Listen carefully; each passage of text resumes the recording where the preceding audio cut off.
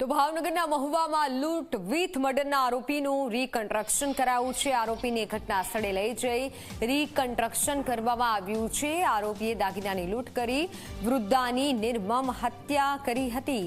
30 ઓક્ટોબરના રોજ ઊંચીબેનનું ગળું દબાવી હત્યા કરી હતી। મહુવા પોલીસે આ મામલે રીકન્સ્ટ્રક્શન કરાવ્યું છે। આરોપીને સ્થળ પર લઈ જઈ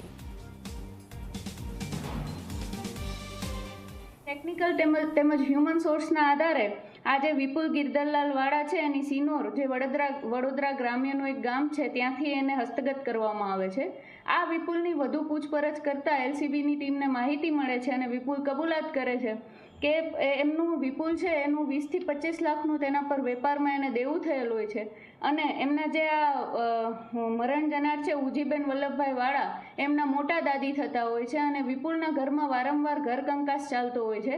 આ ઘર કંકાસને લઈને ઉજીબેન દ્વારા વારંવાર તેને શિખામણ આપવામાં આવતી હોય છે જે બંને બનાવ અંતર્ગત વિપુલને લાગી આવતા આવેશમાં આવી અને આ ઉજીબેન છે એનું ગળું દબાવી એની હત્યા કરી દે છે।